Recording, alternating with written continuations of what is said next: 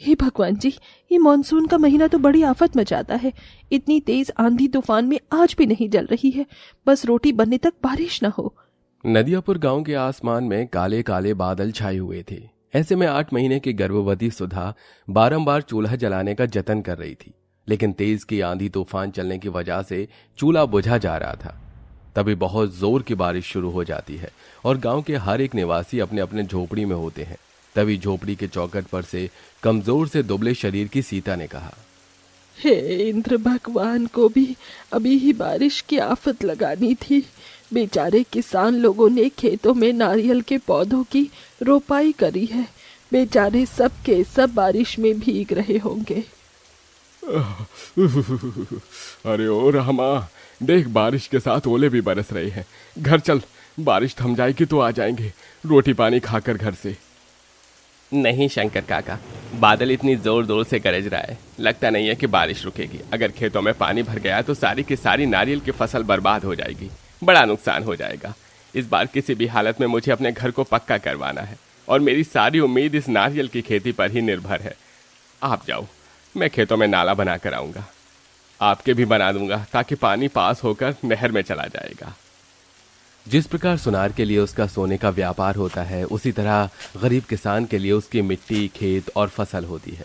रामा बारिश में भीगता कांपता हुआ अपने खेत में नाला बनाता है। फिर शंकर के खेत में नदियापुर गांव के निवासी बहुत गरीबी में जिंदगी गुजार रहे थे। सभी के घर फूस के बने थे, लेकिन सब एक परिवार की तरह प्यार से रहते थे। बन गया नाला, अब घर चलता हूँ, सुधा चिंता कर रही होगी। तभी बहुत से पक्षी बारिश में भीगे हुए नारियल के पेड़ों पर आकर बैठ जाते हैं, जिसे एक नारियल टपक कर गिरता है, जिसे लेकर वो घर आ जाता है, जहां बारिश का पानी रोकने के लिए सुधा और 5 साल की गुंजन बर्तन लिए खड़ी थी।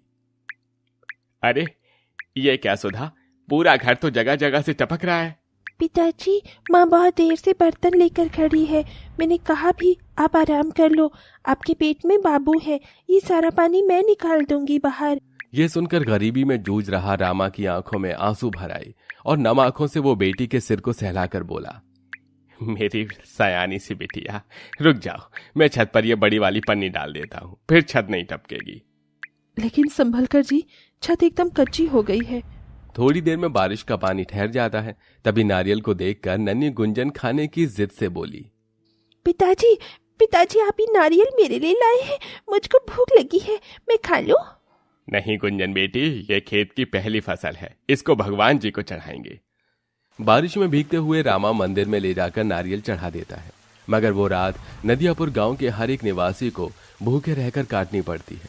सुबह होते ही सूरज की किरण फूटने के साथ सभी किसान अपनी गाय बैलों को लेकर खेत पर चल देते हैं, मगर अभी आसमान बरसाती काली घटाओं से घिरा पड़ा था। हे भगवान, इस सेर भर आटे में तो केवल 3 रोटी बनी है। गुंजन बिटिया, ये 1 रोटी तू खा ले और एक पिताजी के लिए बचा देना। 1 रोटी मैं सीता काकी को दे आती हूँ। सुधा सीता की झोपड़ी में आती है, जहाँ एक खाट पे सीता पड़ी हुई थी। अरे सुधा बेटी, तू कल तो बड़ी देर तक मैंने तेरी बाट जोही थी, फिर लगा कि जरूर बारिश के चलते तूने भी बनाया नहीं होगा। सारी उम्र बीत गई इस फूस के घर में रहकर और आधा पेट खाकर। ना जाने हमारे नदियापुर गांव के भाग्य कब बदलेंगे। ईश्वर ने चाहा तो बहुत जल्द बदल जाएगा काकी।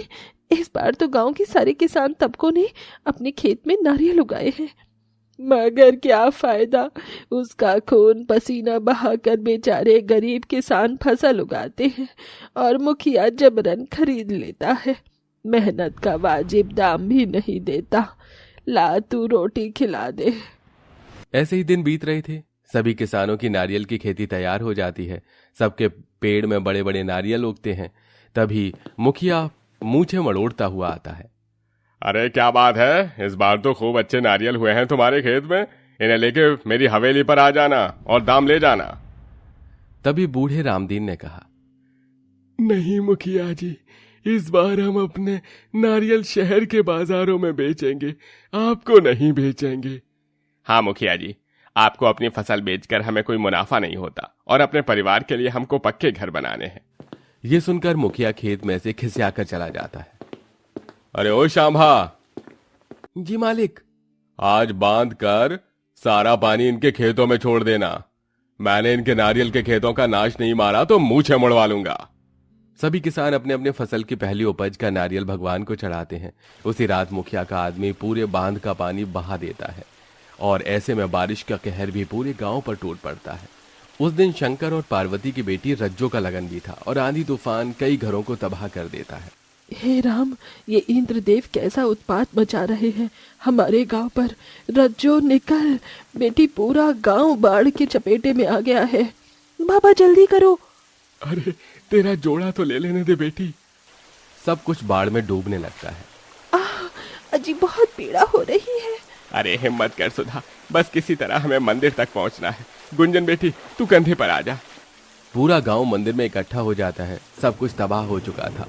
माल जाल भी बारिश में बह रहे थे। कई दिन बगैर खाए पिए बीत जाता है लेकिन बारिश बंद नहीं होती। हे भगवान, हे इंद्र भगवान, दया करो। अरे कुछ नहीं बचा, घर बार से लेकर खेत खलियान सब नष्ट हो गया। धीरज रखिए काका, सब ठीक कर देंगे भगवान।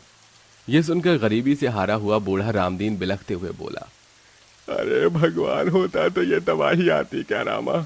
हम गरीबों के लिए कोई चमत्कार नहीं होने वाला। हमें तो अपनी हड्डियां गलाकर ही कमाना खाना है। अरे कभी ये मुखिया हमारा हक नोच नोच कर खाते हैं तो कभी भगवान हम किसानों को बारिश की मार मारता है। कई दिनों तक बारिश के कहर में भूखे रहने की वजह से सबके चेहरे एकदम मुरझा से गए थे।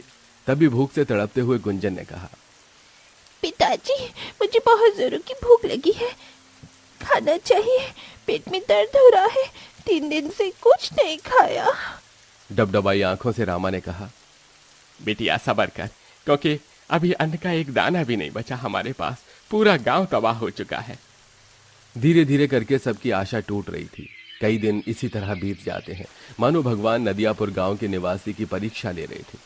सब हाथ जोड़े आंसू बहा बहा कर बारिश के थमने की विनती कर रहे थे।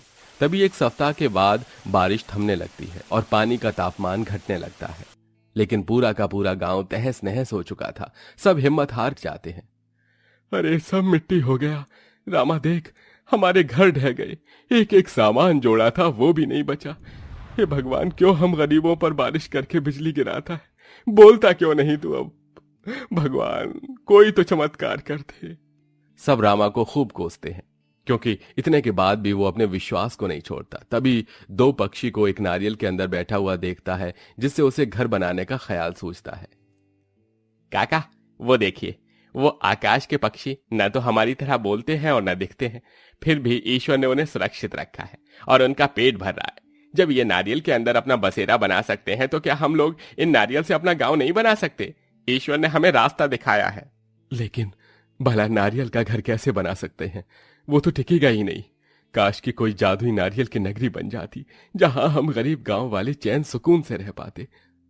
दुख के मन से जैसे ही गांव के निवासी ने यह कहा, तभी सभी नारियल के पेड़ जैसे सूरज की सुनहरी किरणों जैसे चमक उठे और देखते ही देखते एक तेजोमय रोशनी प्रकाशमान होने के साथ साथ सब कुछ जादुई नारियल का गांव में बदल गया। जहां बड़े बड़े नारियल के घर, पेड़, सड़कें, मोटर गाड़ी सब था। जादुई नारियल का गांव एक अनोखा गांव था। हे विधाता, ये क्या चमत्कार है। यहाँ तो नारियल का घर है, कहीं मुझ बुढ़िया की आंखें तो नहीं चौंधी आ गई। तभी एक भविष्यवाणी हुई, आज से ये जादुई नारियल का गांव तुम सबका है। ये तुम्हारे परिश्रम का फल है। सबने अपने अपने लिए जादुई नारियल वाले घर को चुन लिया और भीतर आकर देखा। अरे वाह बाबा, ये नारियल वाला घर तो कितना सुंदर है। इसकी दीवारें तो हमारी कच्ची फूस वाले घर से कितनी मजबूत है। तभी दीवार से मुस्कुराने की आवाज आई, प्यारी समझ गई। अरे बाप रे बाप, पापा पापा, इन दीवारों की तो कान है। क्योंकि ये जादुई नारियल गांव है। अंत में गांव वाले खुश होकर अपने अपने लिए खाना मांगते हैं और कई दिन बारिश के कहर में जीने के बाद पेट भरकर सब खाना खाते हैं और जादुई नारियल गांव में खुशहाली भरी जिंदगी जीते हैं।